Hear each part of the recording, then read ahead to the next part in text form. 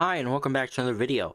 And today I'll be once again talking about Canadian politics, as there has been a lot going on evolved within the Canadian Liberal leadership race, and with some polls with this upcoming 2025 general election. So there's a lot to talk about here. But about a couple of days ago, there was this new Nanas poll where Canadian voters were asked which leader would Canadians prefer to negotiate with U.S. President Donald Trump.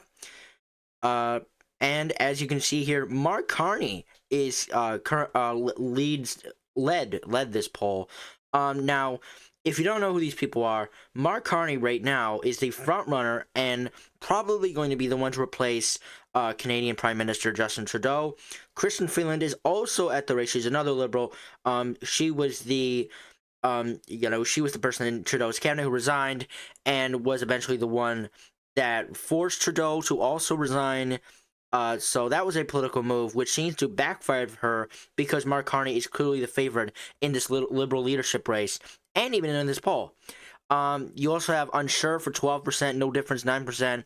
The conservative leader Pierre at 26%, and Katrina Gold at 1%. So, and Pierre is the opposition leader who has a higher approval rating than Justin Trudeau and multiple other Canadian Liberal candidates or politicians, and he comes out second in this poll, just below Mark Carney here. So Mark Carney seems to be, very loved from Canada, or just in this poll, with the Canadians who participated in it.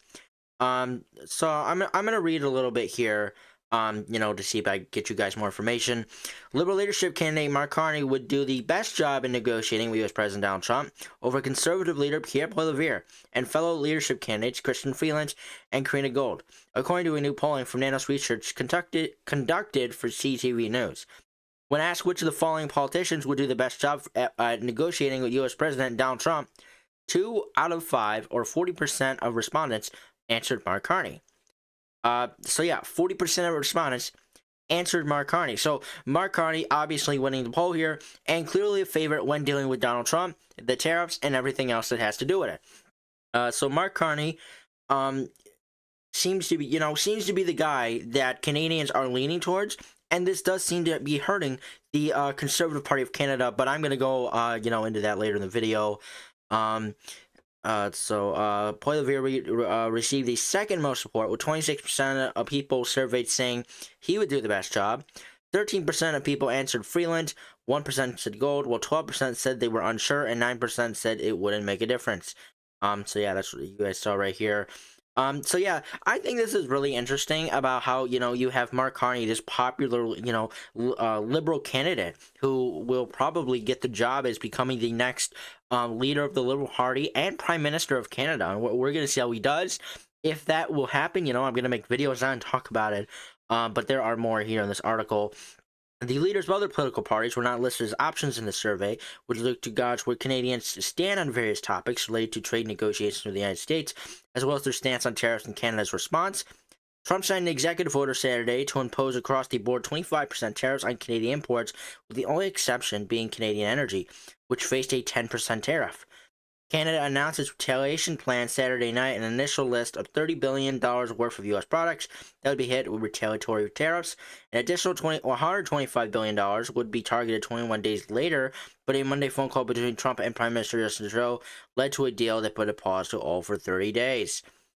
You do have, I do think that this poll is just mostly Canadians looking for an opposition voice to Mark Carney, and Pierre being very silent on the Trump tariffs doesn't help him at all. And I think Krista Freeland, is trying to be that voice that Mark Carney is looked at as right now, but unfortunately, she is not viewed as that voice. She is viewed as way too anti-Trump and just very unlikable. And I think, it'd probably be wise if she dropped out. She really, most of the cabinet have backed a Carney, and along with almost all of the, the Liberal Party. And so I think Freeland's gamble, when she forced Trudeau to resign, I think this really failed, because I think she was, really looking to force Trudeau out and to become Prime Minister, which, doesn't look like will happen. But hey, if Carney is Prime Minister, maybe he'll put her in her cabinet. We don't know. But anyways, now I want to show you guys this other thing. So after Trudeau, resign. Now, this one was a couple of days ago. This one was the day before the other one I showed you. This article from Global News reads, Conservatives still on top, but race tightens after Trudeau's departure. From the Ipsos poll. The Liberal Party appears to be enjoying a polling bump at the expense of Conservatives after Prime Minister Justin Trudeau's announcement he will not lead the party into the next election, according to the latest numbers from the Ipsos research for Global News. Trudeau's pending departure and the threat of U.S. President Donald Trump's trade war seems to be tightening the race in federal voting intention, despite voters not knowing who will become the next Liberal leader and Prime Minister. Pierre's Conservatives still have a commanding lead in the national poll, with 41% of respondents saying they'd vote for the party if the election were held tomorrow. That's a 13 percentage point lead over the governing Liberals' 28%, according to the poll taken while the immense threat of Trump's tariffs loomed. The Liberals have seen an 8 percentage point jump in their numbers compared to an Ipsos survey in early January, largely at the expense of Poilievre's Conservatives, who were down 5 percentage points over the same period. So you're really seeing this really changing shift in the polls, which, I will show you guys later. So you have here the NDP and Jagmeet Singh are in a distant third. Ipsos' latest survey was 16%, full by the bloc with 9%. To the degree that Justin Trudeau was impended to the Liberal government's success is a future election, he's gone, and so that issue has gone away. Obviously, there's a fair bit that sticks to the party too, but at least as a personality, he's gone. Daniel Becker, the CEO of IPA's Public Affairs, said in an interview with Global News on Thursday. So yeah, Justin Trudeau, resigning and putting himself out of the spotlight, and probably for the future, he's probably going to retire and, leave Canadian politics altogether. Yeah, that did really seem to help his party. And, it's hurting the Conservatives, who I do believe they were kind of riding on Trudeau's unpopularity for several years now. And it did really work for them until Trudeau resigned. And now there's going to be a new face of the Liberal Party. And the Conservatives are going to have to figure out how to deal with that, especially with their lead decreasing, as you could see here, with the Conservatives, having this big lead up into, on January 9th, they had this big lead, which was 3 days after Trudeau resigned, which quickly, shrunk, and the Liberals are surging. And not only the Conservatives have dropped, but so has the NDP. The NDP has also fallen, despite people thinking before Trudeau's resignation that the NDP could possibly come down in second polling, which no longer seems like a possibility anymore. So, I do think that Conservatives here are in trouble, and I do think that the Liberals, could possibly be making a comeback. I do think that as of right now, that the Liberals definitely have a chance at making this comeback, as we are seeing in these polls here. With the Nanos poll that I was talking about, the Conservatives only lead by 8 points. 8 points. Now, there have been other polls like this one that, give the Conservatives a little larger lead, or like this one, where the Conservatives only lead by about 3 points. Then you have the other ones, like the most recent one from the Ipsos research, where the Conservatives lead by only 13 points, which is so much more than they were leading right before Justin Trudeau's resignation. If we go a little down here, even before this federal by-election here, look at this. This is a 22-point lead. That's a 22-point lead. 23-point lead. Sorry, that's a 23-point lead for the Conservatives. You go back now today, now it's down to 13.